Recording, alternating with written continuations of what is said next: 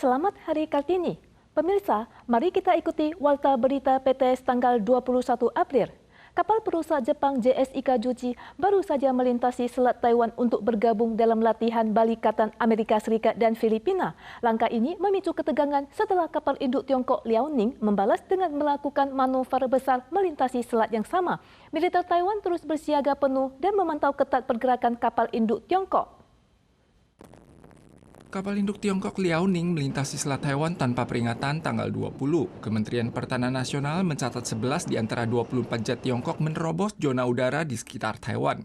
Selain itu, 7 kapal perang dan 1 kapal dinas Tiongkok berlayar di Selat Taiwan. Hal ini ditafsirkan sebagai aksi pembalasan terhadap kapal Jepang JS Ikazuchi yang melintasi Selat Taiwan untuk menuju lokasi latihan militer gabungan balikatan antara Amerika dan Filipina di Laut Tiongkok Selatan. Tiongkok berupaya menonjolkan kekuatan militernya untuk mengintimidasi negara-negara tetangga di kawasan Indo-Pasifik dan juga mengirim sinyal politik bahwa latihan balikatan memiliki saingan sepadan.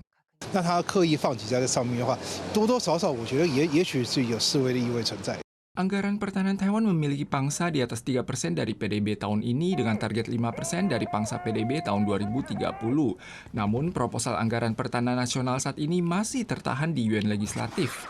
Berhubung proposal ini mencakup pembelian artileri militer, kontrak manufaktur, dan pembelian komersial, MND menyerukan dukungan dari partai yang berkuasa maupun oposisi. Di tengah memanasnya situasi lintas selat, kasus spionase yang melibatkan tentara Taiwan terus bermunculan. Belum usai kasus tentara di Penghu yang terjerat bujukan intelijen Tiongkok akibat pinjol, kini seorang perwira di Matsu dilaporkan melakukan aksi serupa. Akibat kecanduan live streaming atau siaran langsung hingga terlilit utang, ia nekat membocorkan dokumen rahasia militer. Atas tindakannya, Pengadilan Tinggi menjatuhkan vonis 12 tahun penjara. Terdakwa bermarga Sun, mantan sersan komando pertahanan Matsu, tampak digiring ketat petugas ke ruang sidang. Pengkhianatan ini bermula saat Sun kecanduan menonton siaran langsung internet. Ia nekat meminjam uang ke rentenir hanya demi memberi sawaran kepada host favoritnya. Karena terdesak utang, ia tergiur imbalan dan 8 kali memotret dokumen rahasia termasuk rencana operasional pertahanan Matsu demi uang sebesar $67.000 Taiwan. Pada tanggal 21, Pengadilan Tinggi memvonisnya 12 tahun penjara dan pencabutan hak publik selama 6 tahun atas dakwaan suap dan pelanggaran jabatan. Menanggapi infiltrasi Tiongkok, Kementerian Pertahanan Nasional menegaskan akan terus memperketat manajemen informasi dan memperkuat edukasi keamanan nasional. PDB per kapita Taiwan tahun lalu melampaui Korea Selatan untuk pertama kalinya dalam 22 tahun. Dana Moneter Internasional memprediksi tahun ini PDB per kapita Taiwan akan mencapai $42.102 Amerika, lebih tinggi dari Korea Selatan. Dalam 5 tahun ke depan, kesenjangan PDB keduanya diperkirakan terus melebar hingga melampaui $10.000 Amerika.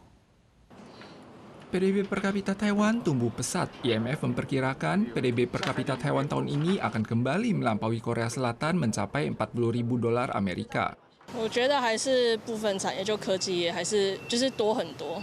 Tabel memperlihatkan bahwa PDB per kapita Taiwan mencapai $34.238 Amerika pada 2024, sedangkan Korea Selatan $36.238.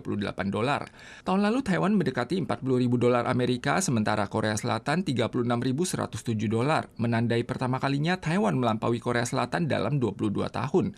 Tahun ini PDB per kapita Taiwan diproyeksi mencapai kisaran $42.102 Amerika, sementara Korea Selatan $37.412. Namun pakar menilai Taiwan sebelumnya bergantung pada industri padat karya.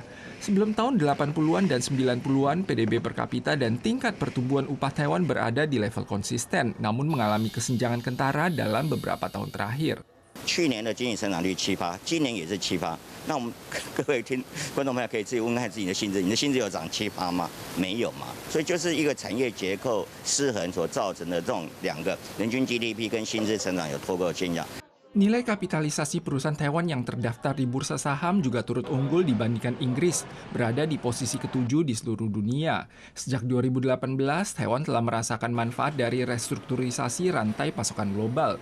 Ditambah dengan kekuatan manufaktur teknologi Taiwan, semua ini turut memacu pertumbuhan ekspor Taiwan ke Amerika Serikat. Kedepannya, Taiwan akan terus mengungguli Korea Selatan dalam hal PDB per kapita.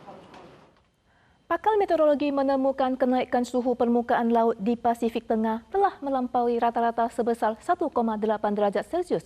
Model prediksi Amerika Serikat memperingatkan potensi terjadinya fenomena Super El Nino tahun ini yang akan meningkatkan peluang terjadinya cuaca ekstrim secara global. Topan yang terbentuk di laut juga diperkirakan akan lebih kuat. Perkembangan selanjutnya perlu dipantau secara ketat. Sinlaku yang memiliki predikat taifun terkuat di bulan April dalam 35 tahun terakhir menyebabkan kerusakan parah pada Guam dan Kepulauan Mariana Utara tanggal 14 April. Pulau Saipan mengalami dampak terparah berupa banjir bandang. Suhu Samudra Pasifik Sentral terus naik 1,8 derajat Celcius dibandingkan suhu rata-rata. Jika melampaui 2 derajat Celcius, hal ini akan memenuhi kriteria fenomena Super El Nino yang beresiko memicu munculnya cuaca ekstrem. Misalnya yang terjadi pada tahun 2015 saat gelombang panas sering bermunculan akibat kenaikan suhu global di atas rata-rata. Intensitas taifun juga menguat akibat ditunjang faktor suhu permukaan laut. 因为台湾附近的海温也是有在偏高，就从台湾附近到日本这边的海温都有在比平均值来高的状况。 Berhubung suhu permukaan laut di sekitar Taiwan dan Jepang saat ini lebih tinggi dari rata-rata, maka perlu dipantau secara konsisten. Adapun cuaca Selasa Rabu pada minggu ini relatif stabil. Seiring tibanya front awan dan menguatnya angin monsun timur laut, mulai Kamis, suhu di seluruh Taiwan akan beralih sejuk. 到了24号，锋面持续在通过台湾上空，全台各地都是容易有短暂阵雨甚至是雷雨的天气。 Gelombang front awan yang akan tiba pada Kamis sore ini memiliki struktur padat. Warga dari wilayah sentral ke utara diimbau mewaspadai potensi hujan lebat yang disebabkan oleh perkembangan konveksi udara. Barista Taiwan Lin Shaoxing atau Balalin mengikuti kejuaraan World Latte Art 2026 di Amerika Serikat bersaing dengan 33 peserta. Lewat karya latte art bertema hewan, Lin tampil menonjol dan berhasil menyabet gelar juara dunia. Dengan satu tangan menggoyangkan cangkir dan tangan lainnya menuangkan busa susu, hanya dalam hitungan menit, kopi bergambar rakun siap disajikan. Untuk pola yang lebih rumit, ia menggunakan pena ukir untuk menambah detailnya. Barista Taiwan Lin Shaoxing memperagakan 4 desain antaranya rakun, bulldog, jerapah, dan panda. Ia mewakili Taiwan dalam kejuaraan World Latte Art di Amerika Serikat dan lewat rangkaian karya bertema hewan tersebut, ia berhasil lolos dari babak penyisian hingga ke final. Di antara 33 peserta terbaik dunia, ia akhirnya tampil unggul dan meraih gelar juara dunia. Para pemirsa sekalian, sekian Warta Berita PTS. Selanjutnya mari kita saksikan Festival Lentera Air di Meksiko. Kita sua lagi di lain kesempatan, tentu saja dalam waktu dan acara yang sama. Sampai jumpa.